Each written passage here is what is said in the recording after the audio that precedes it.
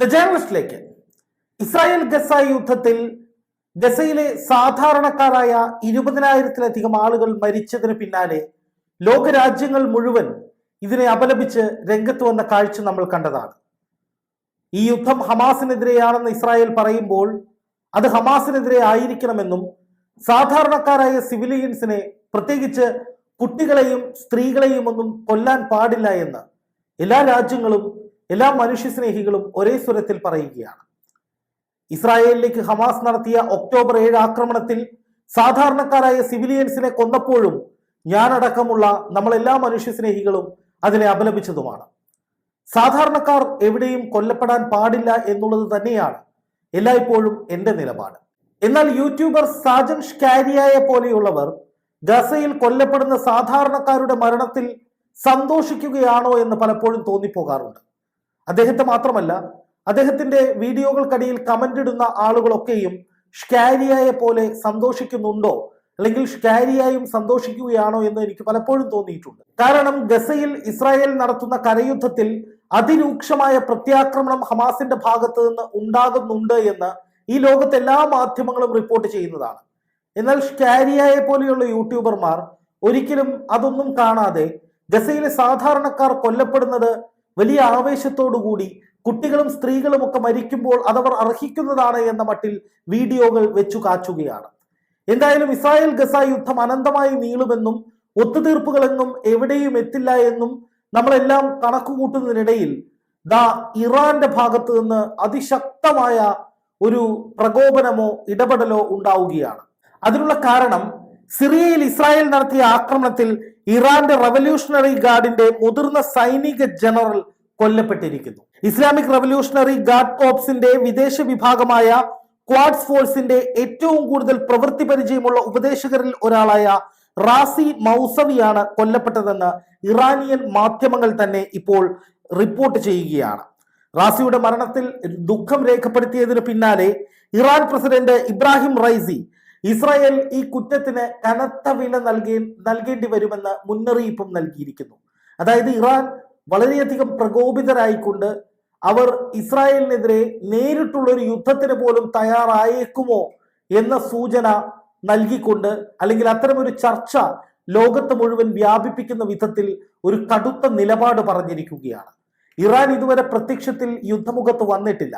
അവർ ഹമാസിനെയും ഹൂത്തികളെയും ഹിസ്ബുള്ളയെയും ഒക്കെ ആയുധങ്ങൾ നൽകിയും ആശയപരമായോ അല്ലെങ്കിൽ മാനസികമായോ പിന്തുണ നൽകിയും അല്ലെങ്കിൽ സാമ്പത്തിക സഹായമൊക്കെ ചെയ്തുകൊണ്ടും എപ്പോഴും കൂടെ നിൽക്കുന്നുണ്ട് എന്നാണ് നമുക്ക് ലഭിച്ചിട്ടുള്ള വിവരങ്ങളൊക്കെ സൂചിപ്പിക്കുന്നത്. ഇപ്പോൾ ചെങ്കടലിന് പിന്നാലെ ജിബ്രാൾട്ടർ കടലിടുക്കിലും കപ്പലുകളുടെ മൂവ്മെന്റ് തടയാൻ വേണ്ടി ഇറാൻ തയ്യാറെടുക്കുന്നു എന്ന വാർത്തകൾ പുറത്തു വരുന്നതിനിടെയാണ് ഇറാന്റെ ഏറ്റവും പ്രധാനപ്പെട്ട ഒരു സൈനിക ജനറൽ കൊല്ലപ്പെടുന്നത്. മുമ്പ് ഇറാന്റെ ഇത്തരത്തിലൊരു തലവനായിരുന്ന ഖാസിം സുലൈമാനിയെ അമേരിക്ക ഇസ്രായേലിന്റെ സഹായത്തോടെ കൊന്നുതള്ളി എന്നുള്ള വാർത്തകൾ വന്നതിന് പിന്നാലെയാണ് ഇറാന് ഇസ്രായേലിനോടുള്ള പക ഒടുങ്ങാത്തതായി മാറിയത്.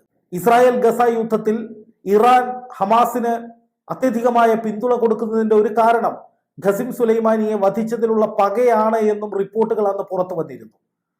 പക്ഷേ ഒരിക്കലും ഇറാൻ പരസ്യമായി കളത്തിലിറങ്ങിയിരുന്നില്ല. അന്താരാഷ്ട്ര വേദികളിലൊക്കെ ഗസയിലെ സാധാരണക്കാർക്ക് വേണ്ടി സംസാരിക്കുന്ന വിധത്തിലോ അല്ലെങ്കിൽ പലസ്തീനികൾക്ക് വേണ്ടി പലസ്തീൻ സ്വതന്ത്ര രാഷ്ട്രമാക്കുക എന്ന നിലപാടിൽ ഊന്നിക്കൊണ്ട് സംസാരിക്കുകയോ ഒക്കെ ആയിരുന്നു ചെയ്തിരുന്നത്. പക്ഷെ ഇപ്പോൾ ഇറാൻ പ്രത്യക്ഷത്തിൽ കളത്തിലിറങ്ങുന്നു എന്ന സൂചനയാണ് വരുന്നത്. എന്തായാലും ഇറാൻ ഇപ്പോഴത്തെ സാഹചര്യത്തിൽ പരസ്യമായ ഒരു ഏറ്റുമുട്ടലിന് തയ്യാറായാൽ സമാധാനം എന്നത് ഒരിക്കലും നടക്കാത്തൊരു കാര്യമായി മാറാൻ സാധ്യതയേറെയാണ്.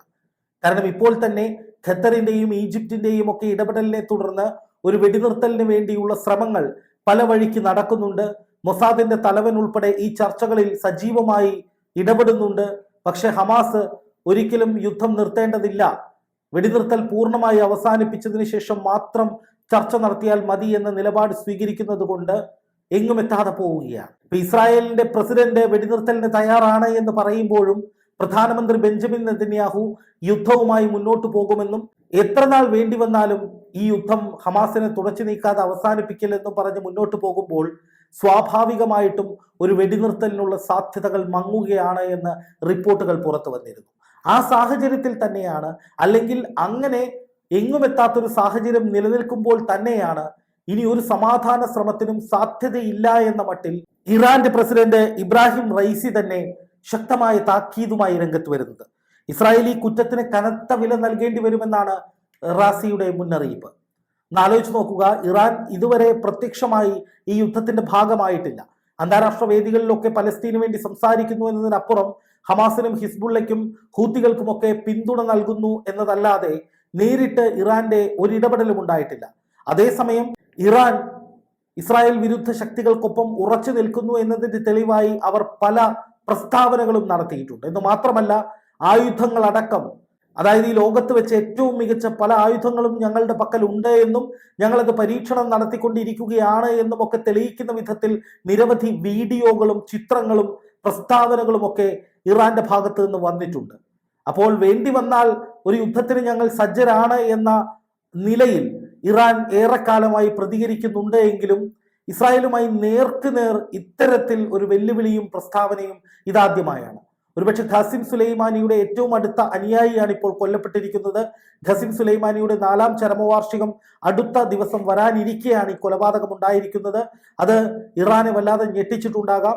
എന്ന് മാത്രമല്ല, ഇസ്രായേലിനെ സംബന്ധിച്ച് അവർ അതൊരു വിജയമായി ആഘോഷിക്കുകയും ചെയ്യുന്നു. കാരണം ഇത്രയധികം കുഴപ്പങ്ങൾ ഉണ്ടാക്കുന്ന, ഇപ്പോൾ ചെങ്കടലിൽ നിലനിൽക്കുന്ന ഈ ആഗോള പ്രതിസന്ധി അടക്കം എല്ലാം സൃഷ്ടിച്ചത് ഇറാനാണ് എന്ന ബോധ്യം ഇസ്രായേലിനുണ്ട്. അതുകൊണ്ട് തന്നെ ഇസ്രായേല് ഈ മരണത്തെ, ഈ കൊലപാതകത്തെ, അതായത് ഈ പറയപ്പെടുന്ന സൈനിക ജനറലിന്റെ കൊലപാതകത്തെ ആഘോഷിക്കുന്ന നിലയിലേക്ക്, അല്ലെങ്കിൽ ഒരു വലിയ സംഭവമായി അവതരിപ്പിക്കുന്ന നിലയിലേക്ക് എത്തുന്നുണ്ട്. അതും ഇറാനെ വല്ലാതെ പ്രകോപിപ്പിച്ചിട്ടുണ്ട്. എന്തായാലും യുദ്ധം വേറൊരു വലിയ തലത്തിലേക്ക് മാറുന്നുവോ എന്ന ഒരു ആപത്കരമായ സന്ദേശം അല്ലെങ്കിൽ ഒരു ഭീതി നൽകുന്ന വിധത്തിലാണ് ഇപ്പോൾ കാര്യങ്ങൾ മുന്നോട്ട് പോകുന്നത്. ഇറാൻ കളത്തിലിറങ്ങിയാൽ എന്തും സംഭവിക്കാം. ഇറാൻ ഇസ്രായേലിന് ഒന്നും ചെയ്യാൻ കഴിയില്ല എന്നൊക്കെ പറയുന്നവർ ഒന്നോർക്കുക, ഹമാസിനെ മണിക്കൂറുകൾക്കകം തുടച്ചു നീക്കി ബന്ദികളെ മുഴുവൻ പിടിച്ചുകൊണ്ടുവരുമെന്ന് പറഞ്ഞ ഇസ്രായേലിന് അത് 80 ദിവസമായിട്ടും ചെയ്തു കാണിക്കാൻ കഴിഞ്ഞിട്ടില്ല. ഹൂത്തികളെ കൊണ്ട് ഒന്നും കഴിയില്ല, അമേരിക്ക വന്നാൽ യമൻ ചാമ്പലാകുമെന്ന് പറഞ്ഞിട്ട് ഇപ്പോൾ നെട്ടോട്ടം ഓടുന്നത് അമേരിക്കയാണ്. ഹിസ്ബുള്ളയെ ലെബനനിൽ പോയി തീർക്കുമെന്ന് പറഞ്ഞ് ഇസ്രായേൽ ശപഥം ചെയ്തിട്ട് ഒടുവിൽ അമേരിക്കയുടെ നിർബന്ധപ്രകാരം അതിൽ നിന്ന് പിന്മാറേണ്ടി വന്നു. അതുകൊണ്ട് തന്നെ ആരെയും അണ്ടർ എസ്റ്റിമേറ്റ് ചെയ്യാൻ കഴിയാത്തൊരു സാഹചര്യമാണ് ഇപ്പോൾ നിലവിലുള്ളത്.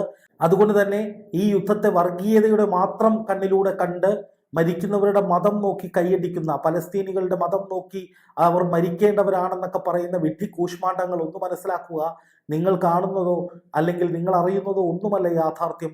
അതിനപ്പുറം അന്താരാഷ്ട്ര മാധ്യമങ്ങളടക്കം കൃത്യമായ റിപ്പോർട്ടുകൾ മുന്നോട്ട് വയ്ക്കുന്നുണ്ട്. അതൊക്കെ ഞാനടക്കമുള്ള മാധ്യമപ്രവർത്തകർ കൃത്യമായി പ്രേക്ഷകരിലേക്ക് എത്തിക്കുന്നുണ്ട്. ഇനിയെങ്കിലും സത്യം മനസ്സിലാക്കി പ്രതികരിക്കാനും ചിന്തിക്കാനും തയ്യാറാവുക. നിങ്ങൾക്കതിന് സാധിക്കില്ല എന്നറിയാം, എങ്കിലും സഹതാപത്തോടു കൂടി അഭ്യർത്ഥിക്കുകയാണ്.